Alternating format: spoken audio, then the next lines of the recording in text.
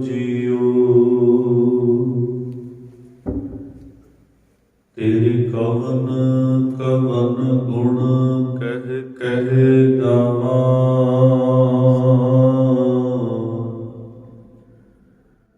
तू साहिब गुणी निधाना। तुमरी महिमा वरन न सको,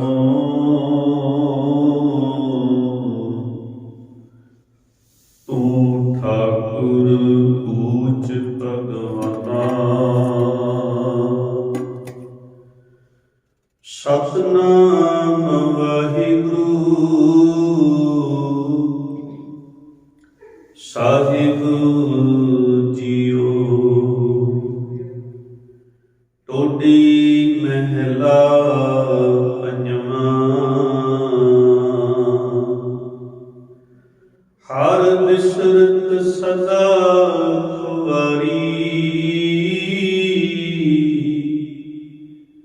ताको तो खात व्यापै, जाको ओट तुहारी रहाओ। बिन सिमरन जो जीवन बलना, सर्प जैसे अर जारी। नव खंडन को राज कमावै, अंत चले गुहारी। गुण निदान गुण तिन्ही गाए, जाको कृपा करी। सो सुखिया तन उस जन्मा, नानक तिस बलिहारी। सो सुखिया तन उस जन्मा, नानक तिस बलिहारी। परम सन्मानयोग जुगो जुगी अटल, चवर शतर तख्त दे मालक ਸਾਹਿਬ ਸ੍ਰੀ ਗੁਰੂ ਗ੍ਰੰਥ ਸਾਹਿਬ ਮਹਾਰਾਜ ਜੀ ਦੀ ਪਾਵਨ ਗੋਦ ਵਿੱਚ ਵਿਰਾਜਮਾਨ ਜੁੜ ਬੈਠੇ ਗੁਰਮੁਖ ਪਿਆਰੇ ਗੁਰੂ ਸਵਾਰੇ ਸਭ ਸੰਗੀ ਜਨੋ। ਵਡਭਾਗੇ ਹੋ ਸਾਹਿਬਾਂ ਦੀ ਪਾਵਨ ਗੋਦ ਵਿੱਚ ਜੁੜ ਬੈਠ ਕਰਕੇ ਅੰਮ੍ਰਿਤਮਈ ਪਾਵਨ ਬਾਣੀ ਆਸਾ ਕੀ ਵਾਰ ਦਾ ਕੀਰਤਨ ਸ਼ਰਵਣ ਕਰ ਰਹੇ ਸੀ ਤੇ ਆਪਣੇ ਜੀਵਨ ਦੀਆਂ ਅਮੋਲਕ ਘੜੀਆਂ ਨੂੰ ਸਫਲ ਕਰਨ ਦਾ ਯਤਨ ਕਰ ਰਹੇ ਸੀ। ਅੰਮ੍ਰਿਤ ਵੇਲੇ ਤੋਂ ਗੁਰੂ ਪਿਤਾ ਜੀ ਨੇ ਪਾਵਨ ਹੁਕਮਨਾਮੇ ਬਖਸ਼ਿਸ਼ ਕੀਤੇ ਨੇ। ਇਸ ਦੀ ਵਿਚਾਰ ਦੇ ਨਾਲ ਆਪਾਂ ਸਾਂਝ ਪਾਉਣੀ ਹੈ। ਆਓ ਵਿਚਾਰਾਂ ਦੀ ਆਰੰਭਤਾ ਤੋਂ ਪਹਿਲਾਂ ਲਵਾਈਏ ਗੁਰੂ ਚਰਨਾਂ ਦੇ ਵਿੱਚ ਹਾਜ਼ਰੀ। ਗੁਰੂ ਬਖਸ਼ੀ ਫਤਿਹ ਪ੍ਰਵਾਨ ਕਰੋ ਜੀ। ਵਾਹਿਗੁਰੂ ਜੀ ਕਾ ਖਾਲਸਾ, ਵਾਹਿਗੁਰੂ ਜੀ ਕੀ ਫਤਿਹ। ਟੋਡੀ ਰਾਗ ਦੇ ਵਿੱਚ ਉਚਾਰਨ ਕੀਤਾ ਹੋਇਆ ਗੁਰੂ ਅਰਜਨ ਦੇਵ ਮਹਾਰਾਜ ਜੀ ਦਾ ਪਾਵਨ ਵਚਨ ਹੈ, ਜੋ ਸ੍ਰੀ ਗੁਰੂ ਗ੍ਰੰਥ ਸਾਹਿਬ ਜੀ ਦੇ ਪਾਵਨ ਪਵਿੱਤਰ ਅੰਕ 711 ਅਤੇ 12 ਉੱਪਰ ਸੁਭਾਏਮਾਨ ਹੈ। ਗੁਰੂ ਅਰਜਨ ਦੇਵ ਪਾਤਸ਼ਾਹ ਜੀ ਕਹਿ ਰਹੇ ਨੇ ਕਿ ਜਦੋਂ ਮਨੁੱਖ ਦੇ ਜੀਵਨ ਵਿੱਚ ਪਰਮੇਸ਼ਰ ਦਾ ਨਾਮ ਨਾ ਹੋਵੇ ਤੇ ਮਨੁੱਖ ਦੀ ਮਾਇਆ ਦੇ ਹੱਥੋਂ ਇਸ ਸੰਸਾਰ ਦੇ ਵਿੱਚ ਬੇਪਤੀ ਹੁੰਦੀ ਹੈ। ਹਰ ਬਿਸਰਤ ਸਦਾ ਖੁਆਰੀ।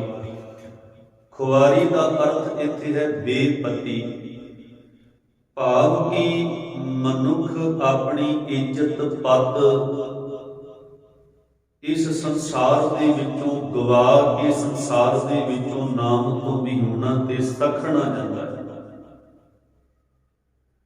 ਕਿ ਜੇ ਪ੍ਰਭੂ ਦਾ ਨਾਮ ਉਹਦੀ ਜ਼ਿੰਦਗੀ ਵਿੱਚ ਨਹੀਂ ਤੇ ਭਾਵੇਂ ਜਿਤਨਾ ਮਰਜ਼ੀ ਧਨ ਹੋਵੇ, ਉਹਦੇ ਕੋਲ ਦੌਲਤ ਹੋਵੇ, ਜ਼ਮੀਨ ਜਾਇਦਾਦ ਹੋਵੇ, ਜਾਂ ਕੋਈ ਰਾਜਨੀਤਿਕ ਅਹੁਦਾ ਜਾਂ ਪਦਵੀ ਹੋਵੇ, ਇਹ ਸਾਰੀਆਂ ਚੀਜ਼ਾਂ ਉਹਨੂੰ ਸੱਚੀ ਇੱਜ਼ਤ, ਮਾਨ, ਵਡਿਆਈ ਨਹੀਂ ਦਿਵਾ ਸਕਦੀਆਂ। ਕਿਉਂਕਿ ਸੱਚੀ ਸ਼ੋਭਾ, ਸੱਚੀ ਵਡਿਆਈ, ਸੱਚੀ ਇੱਜ਼ਤ ਮਨੁੱਖ ਨੂੰ ਪ੍ਰਭੂ ਦੇ ਨਾਮ ਨਾਲ ਜੁੜ ਕੇ ਹੀ ਪ੍ਰਾਪਤ ਹੁੰਦੀ ਹੈ।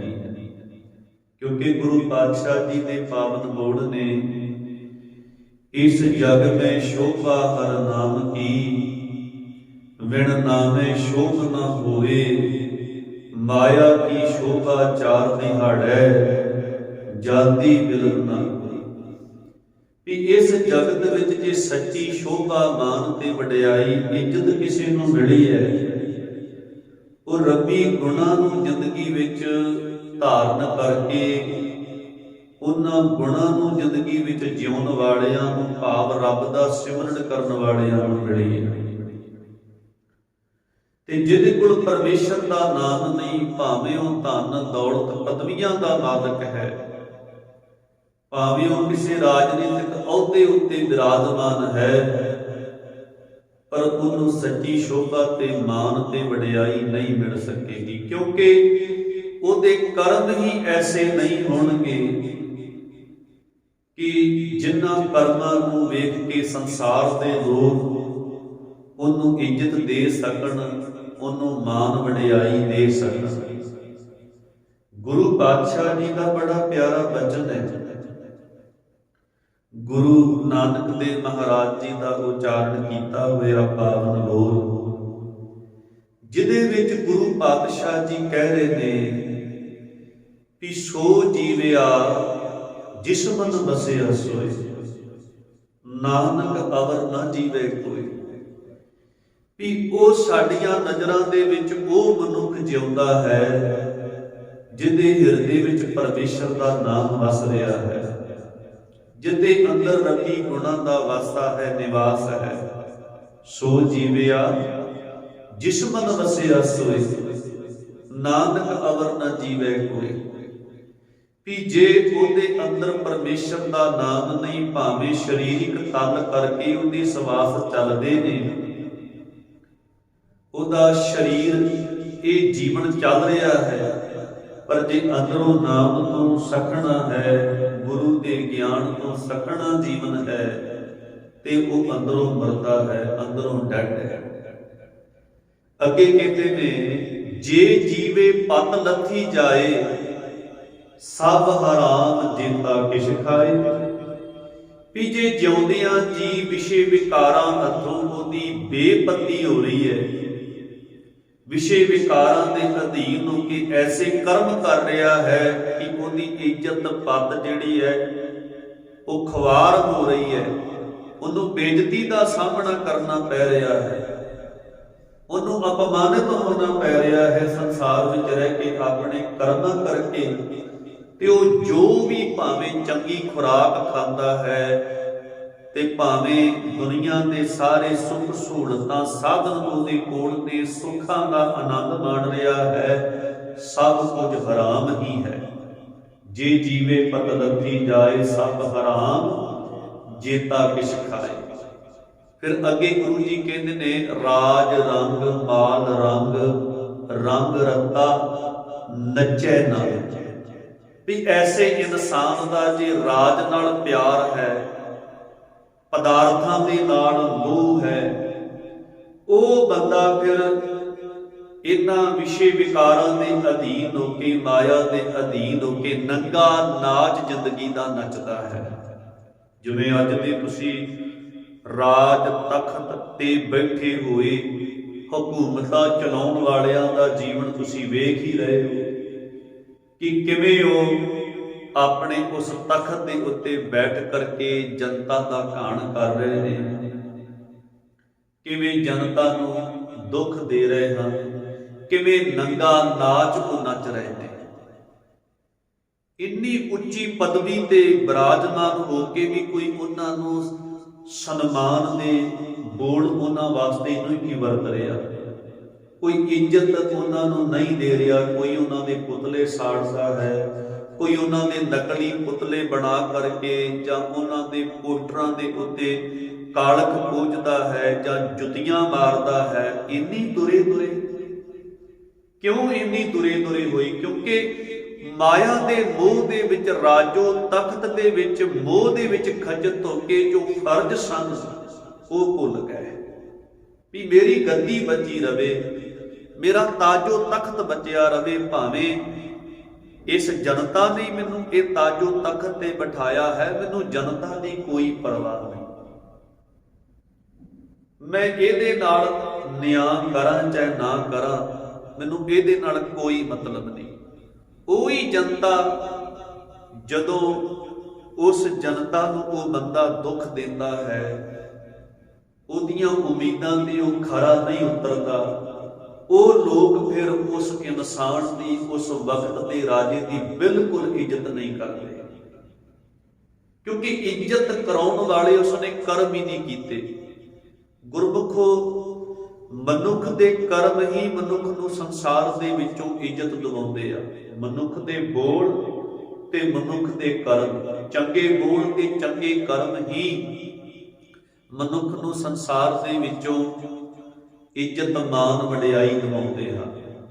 ਤੇ ਜਿਸ ਮਨੁੱਖ ਦੇ ਨਾਲ ਬੋਲ ਚੰਗੇ, ਬੋਲਾਂ ਦੇ ਵਿੱਚ ਹੰਕਾਰ, ਝੂਠ, ਨਫ਼ਰਤ ਤੇ ਕਰਮਾਂ ਦੇ ਵਿੱਚ ਵੀ ਨਫ਼ਰਤ ਤੇ ਕਰਮਾਂ ਦੇ ਵਿੱਚ ਵੀ ਧੋਖਾ, ਐਸਾ ਬੰਦਾ ਸੰਸਾਰ ਦੇ ਵਿੱਚ ਰਹਿ ਕੇ ਭਾਵੇਂ ਕਿਸੇ ਵੀ ਅਹੁਦੇ, ਭਾਵੇਂ ਕਿਸੇ ਵੀ ਉੱਚੇ ਪਦ ਤੇ ਕਿਉਂ ਨਾ ਵਿਰਾਜਮਾਨ ਹੋਵੇ, ਸੰਸਾਰ ਦੇ ਲੋਕ ਉਹਨੂੰ ਇੱਜ਼ਤ ਨਹੀਂ ਦਿੰਦੇ। ਗੁਰੂ ਨਾਨਕ ਦੇਵ ਮਹਾਰਾਜ ਜੀ ਦਾ ਬੜਾ ਪਿਆਰਾ ਬਚਨ ਹੈ, ਜਪਜੀ ਸਾਹਿਬ ਜੀ ਦੀ ਪਾਵਨ ਬਾਣੀ ਨੂੰ ਆਪਾਂ ਪੜ੍ਹਦੇ ਹਾਂ। ਸਤਿਗੁਰੂ ਸੱਚੇ ਪਾਤਸ਼ਾਹ ਜੀ ਕਹਿੰਦੇ, ਜੇ ਜੁਗ ਚਾਰੇ ਆਰਜਾ ਹੋਰ ਦਸੂਣੀ ਹੋਏ, ਵੀ ਜੇ ਬੰਦੇ ਦੀ ਉਮਰ 4 ਗੁਣਾ ਵੱਧ ਹੋ ਜਾਏ, 10 ਗੁਣਾ ਵੱਧ ਹੋ ਜਾਏ, ਭਾਵ ਲੰਬੇਰੀ ਉਮਰ ਇਸ ਸੰਸਾਰ ਦੇ ਵਿੱਚ ਉਹ ਜੀਵੇ। ਜੇ ਜੁਗ ਚਾਰੇ ਆਰਜਾ ਹੋਰ ਦਸੂਣੀ ਹੋਏ, ਨਵਾਂ ਖੰਡਾਂ ਵਿੱਚ ਜਾਣੀਏ, ਨਾਲ ਚਲੇ ਸਭ ਕੋਏ। 9 ਕੰਨ ਪ੍ਰਿਥਵੀ ਵਿੱਚ ਉਹਦਾ ਨਾਮਣਾ ਜਿਹੜਾ ਹੈ ਪ੍ਰਗਟ ਹੋ ਜਾਏ, ਤੇ ਉਹਦੇ ਪਿੱਛੇ ਲੋਕ ਤੁਰਨ,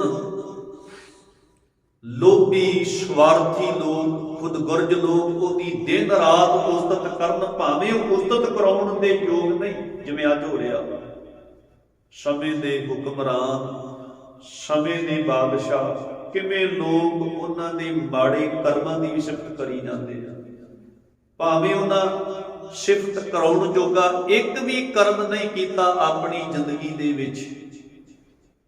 ਤਾਜੋ ਤਖਤ ਤੇ ਬੈਠ ਕੇ ਹਕੂਮਤ ਦਾ ਸੁੱਖ ਮਾਣਦਿਆਂ ਹੋਇਆਂ, ਰਾਜ ਤਖਤ ਦਾ ਸੁੱਖ ਮਾਣਦਿਆਂ ਹੋਇਆਂ, ਆਪਣੀ ਹਕੂਮਤ ਚਲਾਉਂਦਿਆਂ ਹੋਇਆਂ ਇੱਕ ਵੀ ਕਰਮ ਐਸਾ ਭਲਾਈ ਦਾ ਨਹੀਂ ਕੀਤਾ, ਭਲੇ ਦਾ, ਦੇਸ਼ ਦੇ ਭਲੇ ਦਾ ਨਹੀਂ ਕੀਤਾ, ਪਰ ਫਿਰ ਵੀ ਲੋਕ ਉਹਨਾਂ ਦੀ ਵਡਿਆਈ, ਫਿਰ ਵੀ ਝੋਲੀ ਚੁੱਕ ਲੋਕ ਉਹਨਾਂ ਨੂੰ ਦਿਨ ਰਾਤ ਸਲਾਉਂਦੇ ਆ। ਤੇ ਗੁਰੂ ਜੀ ਨੇ ਸੱਚ ਕਿਹਾ ਬਾਣੀ ਦੇ ਵਿੱਚ, ਨਵਾਂ ਖੰਡਾਂ ਵਿੱਚ ਜਾਣੀਐ, ਨਾਲ ਚਲੇ ਸਭ ਕੋਏ। ਵੀ ਅੱਜ ਸਾਡੇ ਨੇਤੇ ਦਾ ਗਰਾਫ ਸ਼ੋਭਾ ਦੇ ਵਿੱਚ, ਵਡਿਆਈ ਦੇ ਵਿੱਚ ਸਾਰਿਆਂ ਤੋਂ ਉੱਤੇ ਚਲੇ ਗਿਆ। ਇੰਨੇ ਲੋਕਾਂ ਦੇ ਵਿੱਚ ਸਾਡਾ ਨੇਤਾ ਜਿਹੜਾ ਹੈ ਉਹ ਪ੍ਰਸਿੱਧ ਹੋ ਗਿਆ। ਇਹ ਆਪਾਂ ਆਮ ਖਬਰਾਂ ਦੇ ਵਿੱਚੋਂ ਸੁਣਦੇ ਹਾਂ। ਸਾਡਾ ਨੇਤਾ, ਇੰਨੇ ਦੇਸ਼ਾਂ ਦੇ ਵਿੱਚ ਉਹਦੀਆਂ ਖਬਰਾਂ ਚੱਲ ਰਹੀਆਂ ਨੇ, ਇੰਨੇ ਦੇਸ਼ਾਂ ਦੇ ਵਿੱਚ ਉਹਦੀ ਪਪੂਲੈਰਿਟੀ ਹੋ ਚੁੱਕੀ ਹੈ।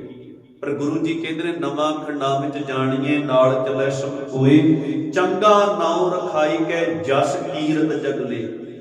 ਆਪਣਾ ਨਾਮ ਵੀ ਉਹ ਉੱਚਾ ਰੱਖ ਲਵੇ, ਵੀ ਜਿਸ ਨਾਮ ਨੂੰ ਵਡਿਆਈ ਮਿਲੇ, ਉਹ ਜਗਤ ਦੇ ਵਿੱਚੋਂ ਜਸ ਕੀਰਤੀ ਖੱਟੇ।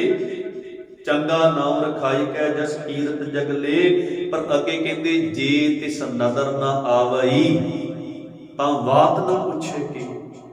ਜੇ ਉਹ ਪਰਮਾਤਮਾ ਦੀਆਂ ਨਜ਼ਰਾਂ ਦੇ ਵਿੱਚ ਨਹੀਂ ਆਇਆ, ਤੇ ਉਹਦੀ ਪਰਮਾਤਮਾ ਦੇ ਦਰਗਾਹ ਦੇ ਵਿੱਚ ਬਾਤ ਪੁੱਛਣ ਵਾਲਾ ਕੋਈ ਨਹੀਂ। ਇੱਥੇ ਭਾਵੇਂ ਉਹਦੇ ਅੱਗੇ ਪਿੱਛੇ ਲੋਕ ਚੱਲਦੇ ਨੇ, ਉਹਦੇ ਨਾਲ ਕਾਫਲਾ ਚੱਲਦਾ ਹੈ, ਉਹਦੇ ਨਾਲ ਬੋਡੀਗਾਰਡ ਚੱਲਦੇ ਆ, ਕਈ ਤਰ੍ਹਾਂ ਦੀ ਸੁਰੱਖਿਆ ਉਹਨੂੰ ਮਿਲੀ ਹੋਈ ਆ, ਕਈ ਤਰ੍ਹਾਂ ਦੀਆਂ ਸਹੂਲਤਾਂ ਉਹਨੂੰ ਮਿਲੀਆਂ ਹੋਈਆਂ ਵਾ, ਪਰ ਗੁਰੂ ਪਾਤਸ਼ਾਹ ਜੀ ਕਹਿੰਦੇ ਨੇ ਉਹ ਬੰਦੇ ਦੀ ਔਕਾਤ ਕਿੰਨੀ ਕੁ ਹੈ ਰੱਬ ਜੀ ਦੀਆਂ ਨਜ਼ਰਾਂ ਵਿੱਚ, ਜਿਨ੍ਹਾਂ ਮਨੁੱਖਾ ਜਨਮ ਪਾ ਕੇ ਤਾਕਤ ਪ੍ਰਾਪਤ ਕਰਕੇ ਕੋਈ ਚੰਗਾ ਕਰਮ ਨਹੀਂ ਕੀਤਾ, ਮਾਇਆ ਮੋਹ ਦੇ ਵਿੱਚ ਖੱਜਤ ਹੋ ਚੁੱਕਿਆ ਵਾ, ਆਪਣੇ ਕਰਮਾਂ ਰਾਹੀਂ ਆਪਣੇ ਤਾਜੋ ਤਖਤ ਦੀ ਵਰਤੋਂ ਕਰਕੇ ਲੋਕਾਂ ਨੂੰ ਦੁੱਖ ਦੇ ਰਿਹਾ ਵਾ।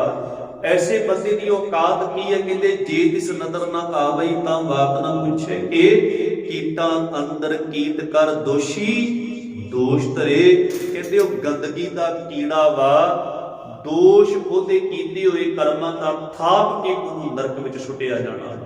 ਤੇ ਇੱਥੇ ਗੁਰੂ ਪਾਤਸ਼ਾਹ ਜੀ ਬਚਨ ਕਰ ਰਹੇ ਨੇ, ਰਾਜ ਰੰਗ ਮਾਲ ਰੰਗ ਰੰਗ ਰਤਾ ਨੱਚੈ ਨੰਦ। ਰਾਜ ਦੇ ਵਿੱਚ ਉਹਨੂੰ ਪਿਆਰ ਹੈ, ਰਾਜ ਨਾਲ ਪਿਆਰ ਹੈ, ਮਾਲ ਦੇ ਨਾਲ ਭਾਵ ਪਦਾਰਥਾਂ ਦੇ ਨਾਲ ਮੋਹ ਹੈ, ਤੇ ਫਿਰ ਕਹਿੰਦੇ ਉਹ ਨੰਗਾ ਨਾਚ ਨੱਚਦਾ ਹੈ। ਫਿਰ ਅੱਗੇ ਕਹਿੰਦੇ ਨੇ ਨਾਨਕ ਠੱਗਿਆ ਬੁੱਠਾ ਜਾਏ, ਬਿਨ ਨਾਮੇ ਪਤ ਗਿਆ ਗਵਾਏ। ਇਹ ਨਾਨਕ ਜੇ ਐਸੇ ਇਨਸਾਨ ਦੇ ਕੋਲ ਰਾਜ ਤਖਤ ਵੀ ਹੈ, ਕੁਰਸੀ ਦੀ ਰਾਜ ਦੀ ਸੱਤਾ ਦੀ ਤਾਕਤ ਉਹਦੇ ਕੋਲ ਹੈ, ਉਹਦੇ ਕੋਲ ਰਾਜ ਭਾਗ ਦੇ ਸਾਰੇ ਸੁੱਖ ਨੇ, ਪਰ ਐਸੇ ਬੰਦੇ ਦੇ ਹਿਰਦੇ ਵਿੱਚ ਜਿਹਨ ਵਿੱਚ ਜੇ ਪ੍ਰਭੂ ਦਾ ਨਾਮ ਨਹੀਂ, ਰੱਬੀ ਗੁਣ ਨਹੀਂ, ਰਾਜ ਮਾਇਆ ਦੇ ਮੋਹ ਵਿੱਚ ਖਚਤ ਹੈ, ਤੇ ਕਹਿੰਦੇ ਨੇ ਉਹ ਇਸ ਸੰਸਾਰ ਦੇ ਵਿੱਚੋਂ ਵਿਕਾਰਾਂ ਦੇ ਹੱਥੋਂ ਮਾਇਆ ਦੇ ਹੱਥੋਂ ਲੁੱਟਿਆ ਪੁੱਟਿਆ ਜਾਂਦਾ ਹੈ ਤੇ ਆਪਣੀ ਇੱਜ਼ਤ ਪੱਤ ਗਵਾ ਕੇ ਜਾਂਦਾ ਹੈ। ਨਾਨਕ ਠੱਗਿਆ ਬੁੱਠਾ ਜਾਏ, ਬਿਨ ਨਾਮੇ ਪਤ ਗਿਆ ਗਵਾਏ। ਤੇ ਗੁਰੂ ਅਰਜਨ ਦੇਵ ਜੀ ਅੱਜ ਕਹਿ ਰਹੇ ਨੇ ਕਿ ਹਰ ਬਿਸਰਤ ਸਦਾ ਖੁਆਰੀ, ਵੀ ਜਿਸ ਬੰਦੇ ਦੇ ਹਿਰਦੇ ਵਿੱਚ ਪਰਮੇਸ਼ਰ ਦਾ ਨਾਮ ਨਹੀਂ, ਉਹ ਮਾਇਆ ਦੇ ਹੱਥੋਂ ਬੇਪਤ ਹੁੰਦਾ ਹੈ, ਉਹਦੀ ਇੱਜ਼ਤ ਪੱਤ ਲੈ ਜਾਂਦੀ ਹੈ ਸੰਸਾਰ ਦੇ ਵਿੱਚ। ਵਿਸ਼ੇ ਵਿਕਾਰ ਮਾਇਆ ਉਹਦੇ ਪੱਲੇ ਕੁਝ ਵੀ ਨਹੀਂ ਛੱਡਦੀ, ਭਾਵੇਂ ਉਹ ਰਾਜੂ ਤਖਤ ਤਾਜ ਦਾ ਮਾਲਕ ਕਿਉਂ ਨਾ ਹੋਵੇ। ਫਿਰ ਅੱਗੇ ਕਹਿੰਦੇ ਤਾਂ ਕੋ ਧੋਖਾ ਕਹਾਂ ਮਿਆ ਪੈ, ਜਾਂ ਕੋ ਊਟ ਤੁਹਾਰੀ। ਕਹਿੰਦੇ ਨੇ ਮਾਇਆ ਉਸ ਨੂੰ ਧੋਖਾ ਨਹੀਂ ਦੇ ਸਕਦੀ, ਉਹਦਾ ਵਿਗਾੜ ਨਹੀਂ ਕਰ ਸਕਦੀ, ਉਹਦੀ ਇੱਜ਼ਤ ਨੂੰ ਮਿੱਟੀ ਵਿੱਚ ਨਹੀਂ ਰੁਲਾ ਸਕਦੀ, ਜਦੋਂ ਪਰਮੇਸ਼ਰ ਦਾ ਓਟ ਆਸਰਾ ਹੈ। ਜਿਨੇ ਮਾਇਆ ਨੂੰ ਪੈਦਾ ਕਰਨ ਵਾਲੇ ਮਾਇਆ ਦੇ ਪਤੀ ਪਰਮੇਸ਼ਰ ਨਾਲ ਸਾਂਝ ਪਾ ਲਈ, ਉਹਦੇ ਗੁਣਾਂ ਨੂੰ ਆਪਣੇ ਹਿਰਦੇ ਵਿੱਚ ਵਸਾ ਲਿਆ। ਮਾਇਆ ਦੇ ਬਾਬਤ ਤੁਹਾਨੂੰ ਪਤਾ ਹੀ ਕਿਹਨੂੰ ਕਹਿੰਦੇ ਆ? ਇਹ ਮਾਇਆ ਜਿਤ ਹਰ ਵਿਸਰੈ, ਮੋਹ ਉਪਜੈ ਭਉ ਦੂਜਾ ਲਾਇਆ। ਵੀ ਸੰਸਾਰ ਦੀ ਹਰ ਇੱਕ ਉਹ ਸ਼ੈ ਜਿਹਦੇ ਵਿੱਚ ਮਨੁੱਖ ਖਚਤ ਹੋ ਕੇ ਪਰਮਾਤਮਾ ਨੂੰ ਭੁੱਲ ਜਾਂਦਾ ਹੈ। ਉਹ ਜ਼ਮੀਨ ਜਾਇਦਾਦ ਵੀ ਹੋ ਸਕਦੀ ਹੈ, ਉਹ ਧਨ ਦੌਲਤ ਵੀ ਹੋ ਸਕਦੇ ਨੇ, ਉਹ ਰਾਜਨੀਤਿਕ ਅਹੁਦੇ ਤੇ ਪਦਵੀਆਂ ਵੀ ਹੋ ਸਕਦੇ ਨੇ, ਉਹ ਧੀਆਂ ਪੁੱਤਰ ਪਰਿਵਾਰ ਵੀ ਹੋ ਸਕਦਾ ਹੈ, ਸੋਨਾ ਚਾਂਦੀ ਵੀ ਹੋ ਸਕਦੇ ਆ। ਸੰਸਾਰ ਦੀ ਹਰ ਇੱਕ ਉਹ ਸ਼ੈ ਜਿਹਦੇ ਮੋਹ ਵਿੱਚ ਖਚਤ ਹੋ ਕੇ ਰੱਬੀ ਗੁਣਾਂ ਨੂੰ ਜਿਉਣਾ ਭੁੱਲ ਜਾਏ, ਸੱਚ ਦੀ ਵਰਤੋਂ ਕਰਨੀ ਭੁੱਲ ਜਾਏ, ਸਬਰ ਸੰਤੋਖ ਨਿਮਰਤਾ ਦਇਆ ਵਰਗਾ ਗੁਣ ਭੁੱਲ ਜਾਏ, ਨਿਰਵੈਰਤਾ ਵਰਗਾ ਗੁਣ ਭੁੱਲ ਜਾਏ, ਭਾਵ ਰੱਬ ਜੀ ਨੂੰ ਭੁੱਲ ਜਾਏ ਕਿ ਉਹਦੇ ਵਾਸਤੇ ਉਹ ਮਾਇਆ ਹੀ ਹੈ। ਤੇ ਗੁਰੂ ਪਾਤਸ਼ਾਹ ਜੀ ਕਹਿੰਦੇ ਨੇ ਇਹ ਮਾਇਆ ਉਹਦਾ ਕੁਝ ਨਹੀਂ ਵਿਗਾੜ ਪਾਉਂਦੀ, ਉਹਨੂੰ ਧੋਖਾ ਨਹੀਂ ਦੇ ਸਕਦੀ ਜਿਹਦੇ ਉੱਤੇ ਪਰਮੇਸ਼ਰ ਦਾ ਓਟ ਆਸਰਾ ਹੈ, ਮਿਹਰ ਭਰਿਆ ਹੱਥ ਹੈ। ਬੜਾ ਪਿਆਰਾ ਬਚਨ ਹੈ ਭਗਤ ਕਬੀਰ ਸਾਹਿਬ ਜੀ ਦਾ। ਭਗਤ ਕਬੀਰ ਸਾਹਿਬ ਜੀ ਕਹਿੰਦੇ ਨੇ ਮੈਂ ਵੇਖ ਲਿਆ ਹੈ ਅਨੁਭਵ ਕਰਕੇ ਕਿ ਸਾਰੇ ਜਗਤ ਵਿੱਚ ਇਸ ਨਿਰਲੱਜ ਮਾਇਆ ਦਾ ਵਾਜਾ ਵੱਜਦਾ ਪਿਆ, ਭਾਵ ਸਾਰੇ ਜੀਵਾਂ ਦੇ ਉੱਤੇ ਮਾਇਆ ਦਾ ਪ੍ਰਭਾਵ ਪਿਆ ਹੋਇਆ ਹੈ। ਨਕਟੀ ਕੋਟ ਠਨਗਨ ਬਾਡਾ ਡੂਡਾ, ਬਾਡਾ ਡੂਡਾ ਭਾਵ ਹੈ ਸਾਰਿਆਂ ਦੇ ਉੱਤੇ ਇਸ ਮਾਇਆ ਦਾ ਪ੍ਰਭਾਵ ਹੈ, ਸਾਰੇ ਮਾਇਆ ਦੇ ਪ੍ਰਭਾਵ ਹੇਠਾਂ ਜ਼ਿੰਦਗੀ ਬਤੀਤ ਕਰ ਰਹੇ ਹਨ। ਫਿਰ ਅੱਗੇ ਕਹਿੰਦੇ ਆ ਕਿੰਨੇ ਵਿਵੇਕੀ ਕਾਟੀ, ਵੀ ਕਿਸੇ ਵਿਚਾਰਵਾਨ ਵਿਵੇਕਵਾਨ ਪੁਰਸ਼ ਨੇ ਇਸ ਮਾਇਆ ਦੀਆਂ ਫਾਹੀਆਂ ਨੂੰ ਆਤਮਿਕ ਬਲ ਦੇ ਨਾਲ ਕੱਢਿਆ, ਕੋਈ ਵਿਰਲਾ ਹੀ ਹੈ। ਫਿਰ ਅੱਗੇ ਕਹਿੰਦੇ ਨੇ ਸਗਲ ਮਹੇ ਨਕਟੀਕਾ ਵਾਸਾ, ਸਗਲ ਮਾਰ ਔਹੇਰੀ, ਸਗਲਿਆਂ ਕੀਹੋਂ ਬੈਣ ਭਾਨ ਜੀ, ਜਿਨੇ ਬਰੀ ਤਿਨ ਚੇਰੀ। ਵੀ ਸਾਰਿਆਂ ਦੇ ਉੱਤੇ ਇਸ ਨਿਰਲੱਜ ਮਾਇਆ ਦਾ ਪ੍ਰਭਾਵ ਹੈ, ਤੇ ਇਹ ਨਿਰਲੱਜ ਮਾਇਆ ਸਾਰਿਆਂ ਦੇ ਆਤਮਿਕ ਜੀਵਨ ਨੂੰ ਮਾਰ ਰਹੀ ਹੈ, ਖਤਮ ਕਰ ਰਹੀ ਹੈ। ਫਿਰ ਮਾਰ ਕੇ ਵੇਖਦੀ ਹੈ ਵੀ ਬਚਿਆ ਤੇ ਨਹੀਂ, ਕਿਸੇ ਦੇ ਅੰਦਰ ਕੋਈ ਸਵਾਸ ਬਚੇ ਤੇ ਨਹੀਂ, ਆਤਮਿਕ ਮੌਤੇ ਮਾਰ ਰਹੀ ਹੈ ਇਸ ਜਗਤ ਦੇ ਜੀਵਾਂ। ਸਗਲ ਮਾਇ ਲਖਮੀ ਕਾ ਵਾਸਾ, ਸਗਲ ਮਾਰ ਔ ਹੇਰੀ, ਮਾਰ ਕੇ ਜ਼ਮੀਰ ਨੂੰ ਖਤਮ ਕਰਕੇ ਵੇਖਦੀ ਕਿਤੇ ਬਚਿਆ ਤੇ ਨਹੀਂ ਬੰਦਾ, ਥੋੜੇ ਬਹੁਤ ਸਾਥ ਨਹੀਂ ਇਹਦੇ ਅੰਦਰ ਬਚੇ। ਸਗਲਿਆਂ ਕੀਓ ਬੈਣ ਭਾਨ ਜੀ, ਜਨੇ ਬਰੀ ਤਨ ਚੇਰੀ, ਮਾਇਆ ਖੁਦ ਕਹਿੰਦੀ ਹੈ ਲੋਕੋ ਮੈਨੂੰ ਤੇ ਲੋਕ ਆਪਣੇ ਭੈਣਾਂ ਭਰਾਵਾਂ ਤੇ ਮਿੱਤਰਾਂ ਸੱਜਣਾਂ ਨਾਲੋਂ ਵੀ ਜ਼ਿਆਦਾ ਪਿਆਰ ਕਰਦੇ ਆ। ਮੇਰੇ ਖਾਤਰ ਮੇਰੇ ਮੂੰਹ ਵਿੱਚ ਕੱਚ ਧੋ ਕੇ ਭਰਾ ਭੈਣ ਨੂੰ ਧੋਖਾ ਦੇ ਦਿੰਦਾ ਹੈ, ਭਰਾ ਭਰਾ ਨੂੰ ਧੋਖਾ ਦੇ ਦਿੰਦਾ ਹੈ, ਮਾਂ ਬਾਪ ਨੂੰ ਧੋਖਾ ਦੇ ਦਿੰਦਾ ਹੈ, ਘਰੋਂ ਕੱਢ ਦਿੰਦਾ ਹੈ। ਕਹਿਣ ਲੱਗੇ ਮੈਨੂੰ ਲੋਕ ਪਿਆਰ ਕਰਦੇ ਆ, ਮੈਨੂੰ ਤਰਲੇ ਲੈ ਲੈ ਕੇ ਲੋਕ ਮੰਗਦੇ ਆ। ਸਗਲਿਆਂ ਕੀਓ ਬਹਿਣ ਭਾਣ ਜੀ, ਕਿਸੇ ਦੀ ਮੈਂ ਭੈਣ ਆ, ਕਿਸੇ ਦੀ ਭਾਣ ਜੀ, ਭਾਵ ਰਿਸ਼ਤੇਦਾਰੀਆਂ ਦੇ ਨਾਲੋਂ ਵੀ ਜ਼ਿਆਦਾ ਮੈਨੂੰ ਲੋਕ ਪਿਆਰ ਕਰਦੇ ਆ। ਅੱਜ ਵੇਖੋ ਰਿਸ਼ਤੇਦਾਰੀਆਂ ਕਿੱਥੇ ਰਹਿ ਗਈਆਂ, ਕਿੱਥੇ ਪ੍ਰੇਮ ਰਹਿ ਗਿਆ।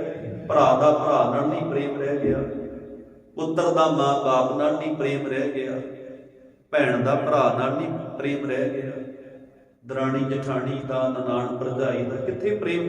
ਮਾਇਆ ਵਿੱਚ ਆ ਕੇ ਵੜਦੇ ਪ੍ਰੇਮ ਖਤਮ ਹੋ ਗਿਆ। ਤੇ ਕਹਿੰਦੇ ਨੇ ਜਿਨੇ ਬਰੀ ਤਨ ਚੇਰੀ, ਜਿਹੜਾ ਮੈਨੂੰ ਵਿਆਹ ਲੈਂਦਾ ਹੈ, ਭਾਵ ਆਪਣੇ ਵਸ ਵਿੱਚ ਕਰ ਲੈਂਦਾ ਹੈ, ਉਹਦੀ ਮੈਂ ਪਤਨੀ ਬਣ ਜਾਂਦੀ ਹਾਂ। ਅੱਗੇ ਕਹਿੰਦੀ ਹੈ ਹਮਰੋ ਭਰਤਾ ਵੱਡੋ ਵਿਵੇਕੀ, ਉਹ ਆਪੇ ਸੰਤ ਕਹਾਵੈ। ਕਹਿਣ ਲੱਗੀ ਮੇਰਾ ਜਿਹੜਾ ਪਤੀ ਆ ਨਾ, ਮੈਨੂੰ ਵਸ ਵਿੱਚ ਕਰਨ ਵਾਲਾ, ਉਹਨੂੰ ਲੋਕ ਜਿਹੜੇ ਹਨ ਉਹ ਗੁਰਮੁਖ ਆਖਦੇ ਨੇ, ਵਿਚਾਰਵਾਨ ਆਖਦੇ ਨੇ, ਸੰਤ ਆਖਦੇ ਨੇ। ਉਹਦੀ ਕਰਨੀ, ਉਹਦਾ ਕਿਰਦਾਰ, ਉਹਦੇ ਕਰਮਾਂ ਨੂੰ ਵੇਖ ਕੇ, ਉਹਦੇ ਸੁਭਾਅ ਨੂੰ ਵੇਖ ਕੇ ਕੋਈ ਉਹਨੂੰ ਗੁਰਮੁਖ ਕਹਿੰਦਾ ਹੈ, ਕੋਈ ਉਹਨੂੰ ਸੰਤ ਕਹਿੰਦਾ ਹੈ, ਪਰ ਮੇਰਾ ਉਹ ਪਤੀ ਬਣ ਜਾਂਦਾ ਹੈ। ਮੈਂ ਉਹਦੇ ਅਧੀਨ ਹੋ ਜਾਂਦੀ ਹਾਂ, ਮੈਂ ਉਹਦੇ ਸਿਰ ਤੇ ਚੜ ਕੇ ਨਹੀਂ ਨੱਚਦੀ, ਮੈਂ ਉਹਦੇ ਕਦਮਾਂ ਤੇ ਚਰਨਾਂ ਦੀ ਦਾਸੀ ਬਣ ਕੇ ਵਿਚਰਦੀ ਹਾਂ। ਹਮਰੋ ਭਰਤਾ ਵੱਡੋ ਵਿਵੇਕੀ, ਵਿਚਾਰਵਾਨ, ਗਿਆਨ ਨੂੰ ਵਿਚਾਰ ਕੇ ਗੁਰੂ ਤੋਂ ਮੱਤ ਲੈ ਕੇ ਜ਼ਿੰਦਗੀ ਬਤੀਤ ਕਰਨ ਵਾਲਾ, ਜਿਹਨੇ ਮਾਇਆ ਨੂੰ ਆਪਣੇ ਵਸ ਵਿੱਚ ਕਰ ਲਿਆ। ਹਮਰੋ ਭਰਤਾ ਵੱਡੋ ਵਿਵੇਕੀ, ਆਪੇ ਸੰਤ ਕਹਾਵੈ, ਉਹ ਹਮਾਰੇ ਮਾਥੇ ਕਾਇਮ, ਉਹ ਮੇਰੇ ਉੱਤੇ ਕਾਬਜ ਹੈ, ਮੈਂ ਉਹਦੇ ਉੱਤੇ ਕਾਬਜ ਨਹੀਂ, ਮੈਂ ਉਹਦੇ ਅਧੀਨ ਹਾਂ, ਮੈਂ ਉਹਦੀ ਗੁਲਾਮ ਹਾਂ। ਔਰ ਹਮਰੇ ਨਿਕਟ ਨਾ ਆਵੇ, ਹੋਰ ਦੂਸਰੇ ਕਿਸੇ ਬੰਦੇ ਨੂੰ ਮੈਂ ਫੜਕਣ ਨਹੀਂ ਦਿੰਦੀ। ਜਿਹਦੇ ਕੋਲ ਗੁਰੂ ਦਾ ਗਿਆਨ ਨਹੀਂ, ਗੁਰੂ ਦੀ ਸਿੱਖਿਆ ਨਹੀਂ, ਪਰਮੇਸ਼ਰ ਦਾ ਨਾਮ ਨਹੀਂ, ਆਤਮਿਕ ਬਲ ਜਿਹਦੇ ਕੋਲ ਨਹੀਂ, ਉਹਨੂੰ ਤੇ ਮੈਂ ਆਪਣੇ ਕਬਜ਼ੇ ਵਿੱਚ ਕਰ ਲੈਂਦੀ ਹਾਂ, ਲੁੱਟ ਲੈਂਦੀ ਹਾਂ ਉਹਦਾ ਸਾਰਾ ਕੁਝ।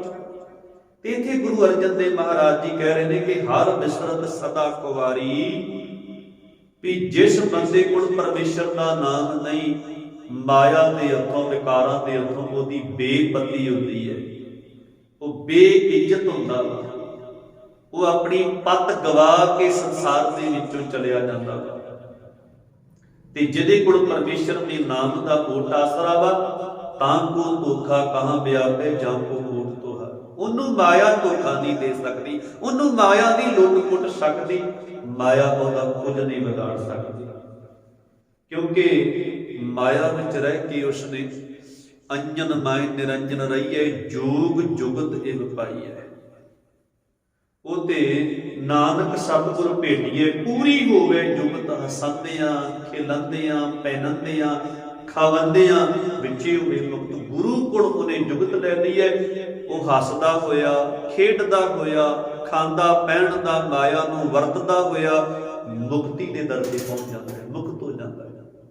ਤੇ ਕਹਿੰਦੇ ਤਾਂ ਕੋ ਧੋਖਾ ਕਹਾਂ ਵਿਆਪੈ, ਜਾਂ ਕੋ ਊਟ ਤੁਹਾਰੀ ਰਹਾਓ। ਫਿਰ ਅੱਗੇ ਕਹਿੰਦੇ ਨੇ ਬਿਨ ਸਿਮਰਨ ਜੋ ਜੀਵਨ ਬਲਨਾ, ਸਰਪ ਜੈਸੇ ਅਰਜਾਰੀ। ਕਹਿੰਦੇ ਨੇ ਪਰਮਾਤਮਾ ਦੇ ਨਾਮ ਤੋਂ ਬਗੈਰ ਜੋ ਜੀਵਨ ਜੀਣਾ ਹੈ ਨਾ, ਉਹ ਸੱਪ ਵਾਂਗੂ ਜੀਵਨ ਜੀਣਾ ਹੈ। ਜਿਵੇਂ ਸੱਪ ਦੀ ਬੜੀ ਲੰਬੇਰੀ ਉਮਰ ਹੁੰਦੀ ਹੈ ਨਾ, ਤੇ ਉਹ ਸਾਰੀ ਉਮਰ ਜ਼ਹਿਰ ਇਕੱਠਾ ਕਰਦਾ ਰਹਿੰਦਾ ਹੈ, ਅੰਦਰ ਹੀ ਅੰਦਰ ਜ਼ਹਿਰ ਭਰਦਾ ਰਹਿੰਦਾ ਹੈ। ਤੇ ਜਦੋਂ ਉਹਦੇ ਸਿਰ ਦੇ ਉੱਤੇ ਜ਼ਹਿਰ ਚੜ ਜਾਂਦਾ ਹੈ, ਫਿਰ ਸਾਹਮਣੇ ਜਿਹੜੀ ਵੀ ਚੀਜ਼ ਆਉਂਦੀ ਹੈ ਉਹਦੇ ਉੱਤੇ ਡੰਗ ਮਾਰ ਕੇ ਉਹਨੂੰ ਉਹ ਜ਼ਹਿਰ ਆਪਣਾ ਸੁੱਟ ਦਿੰਦਾ ਹੈ। ਜੀਵ ਆ ਜਾਏ ਉਹਦੇ ਜ਼ਹਿਰ ਦੇ ਨਾਲ ਡੰਗਿਆ ਹੋਇਆ ਜੀਵ ਮਰ ਜਾਂਦਾ ਹੈ। ਮਨੁੱਖ ਦੀ ਮੌਤ ਹੋ ਜਾਂਦੀ ਹੈ, ਕਈਆਂ ਜੀਵਾਂ ਦੀ ਮੌਤ ਹੋ ਜਾਂਦੀ ਹੈ, ਕਿਉਂਕਿ ਬੜੇ ਚਿਰਾਂ ਤੋਂ ਜੜੀਆਂ ਬੂਟੀਆਂ ਖਾ ਕੇ ਉਹ ਆਪਣੇ ਅੰਦਰ ਜ਼ਹਿਰ ਭਰ ਰਿਹਾ ਸੀ।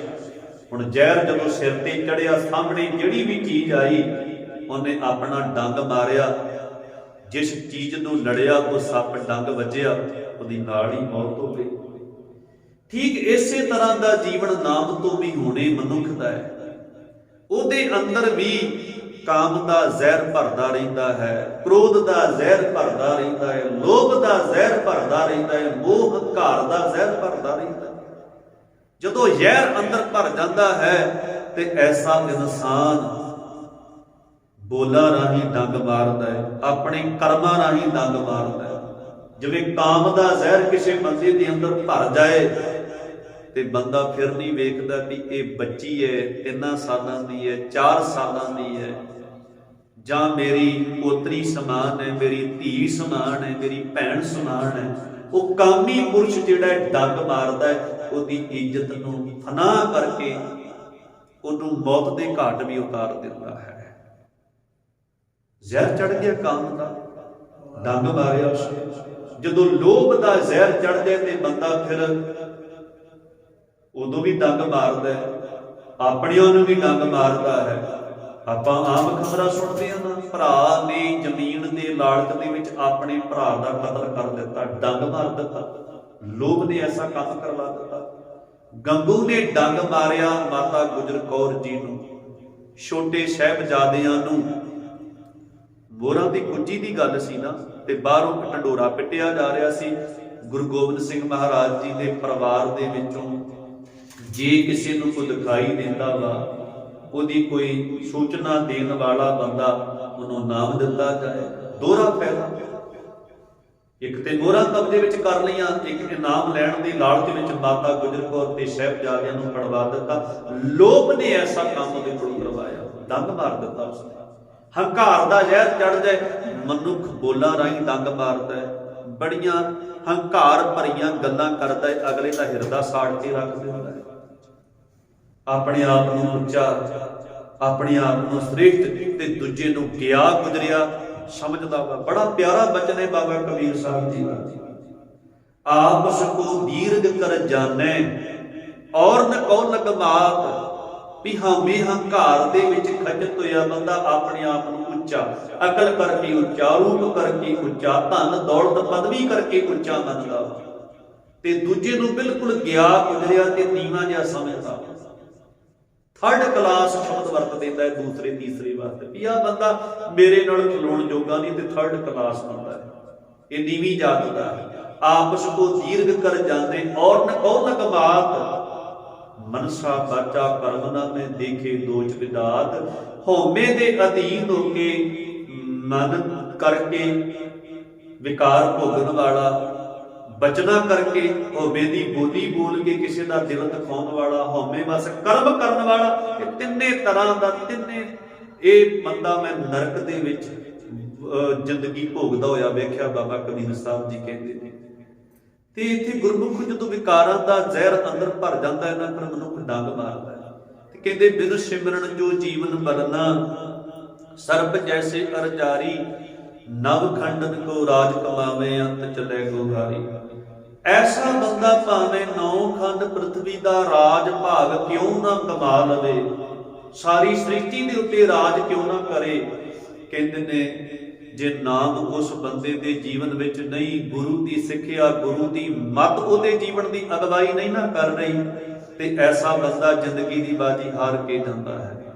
ਬੜਾ ਪਿਆਰਾ ਬਚਨ ਹੈ ਭਗਤ ਰਵਿਦਾਸ ਜੀ ਦਾ, ਉੱਚੇ ਮੰਦਰ ਸੁੰਦਰ ਨਾਰੀ, ਰਾਮ ਨਾਮ ਬਿਨ ਬਾਜੀ ਹਾਰੀ। ਮਨੁੱਖ ਕੋਲ ਉੱਚੇ ਮਹਿਲ ਨੇ, ਸੁੰਦਰ ਮਹਿਲ ਮਾੜੀਆਂ ਨੇ, ਸੁੰਦਰ ਇਸਤਰੀ ਹੈ, ਕੋਈ ਕਮੀ ਨਹੀਂ, ਸਾਰੀਆਂ ਸੁਖ ਸਹੂਲਤਾਂ ਉਹਦੇ ਕੋਲ, ਨੌਕਰ ਚਾਕਰ ਉਹਦੇ ਕੋਲ ਨੇ, ਪਰ ਇੱਕ ਨਾਮ ਤੋਂ ਸਖਣਾ ਰਹਿ ਕੇ ਜ਼ਿੰਦਗੀ ਦੀ ਬਾਜੀ ਹਾਰ ਕੇ ਚਲਿਆ ਗਿਆ। ਕਿਉਂਕਿ ਜ਼ਿੰਦਗੀ ਵਿੱਚ ਵਿਕਾਰ ਕਮਾਏ, ਵਿਕਾਰ ਹੋ ਗਏ, ਰਾਜ ਭਾਗ ਦੇ ਹੁੰਦਿਆਂ ਹੋਇਆਂ ਵੀ ਆਤਮਿਕ ਸੁਖ, ਆਤਮਿਕ ਆਨੰਦ ਨਾ ਲੈ ਸਕਿਆ, ਇੱਜ਼ਤ ਪੱਤ ਨਾ ਖੱਟ ਸਕਿਆ, ਇੱਜ਼ਤ ਪੱਤ ਗਵਾ ਕੇ ਚਲਿਆ ਗਿਆ। ਫਿਰ ਅੱਗੇ ਕਹਿੰਦੇ ਨੇ ਗੁਣ ਨਿਧਾਨ ਗੁਣ ਤਿਨਹੀ ਗਾਏ, ਜਾਂ ਕੋ ਕਿਰਪਾ ਧਾਰੀ। ਉਸ ਗੁਣਾਂ ਦੇ ਖਜ਼ਾਨੇ ਦੇ ਗੁਣ ਕੋਈ ਇਨਸਾਨ ਗਾਉਂਦਾ ਹੈ ਜਿਹਦੇ ਉੱਤੇ ਉਸ ਮਾਲਕ ਦੀ ਕਿਰਪਾ ਹੋ ਜਾਂਦੀ ਹੈ, ਦਇਆ ਦ੍ਰਿਸ਼ਟੀ ਹੋ ਜਾਂਦੀ ਹੈ, ਜਾਂ ਜਿਹਦਾ ਗੁਰੂ ਨਾਲ ਸੰਗ ਬਣ ਜਾਂਦਾ ਹੈ, ਸਤ ਸੰਗ ਨਾਲ ਪ੍ਰੇਮ ਬਣ ਜਾਂਦਾ ਹੈ, ਗੁਰੂ ਦੀ ਰਹਿਮਤ ਹੁੰਦੀ ਹੈ, ਤੇ ਉਸ ਮਾਲਕ ਵਾਹਿਗੁਰੂ ਜੀ ਦੇ ਗੁਣ ਗਾਉਂਦਾ ਹੈ। ਗੁਣ ਗਾ ਕੇ ਆਪਣੀ ਜ਼ਿੰਦਗੀ ਨੂੰ ਉੱਚਾ ਸੁੱਚਾ ਬਣਾ ਲੈਂਦਾ ਹੈ, ਮਾਇਆ ਦੇ ਪ੍ਰਭਾਵ ਤੋਂ ਉੱਪਰ ਉੱਠ ਜਾਂਦਾ ਹੈ। ਕਹਿੰਦੇ ਗੁਣ ਨਿਧਾਨ ਗੁਣ ਤਿਨਹੀ ਗਾਏ, ਜਾਂ ਕੋ ਕਿਰਪਾ ਧਾਰੀ, ਸੋ ਸੁਖੀਆ ਧਨ ਉਸ ਜਨਮ, ਨਾਨਕ ਤਿਸ ਬਲਿਆਰੀ। ਇਹ ਨਾਨਕ ਉਹਦੇ ਕੋਲ ਸੁੱਖ ਹੁੰਦਾ ਹੈ, ਸੋ ਸੁਖੀਆ, ਅੰਦਰੋਂ ਸੁੱਖਾਂ ਨਾਲੋਂ ਭਰਿਆ ਹੁੰਦਾ ਹੈ।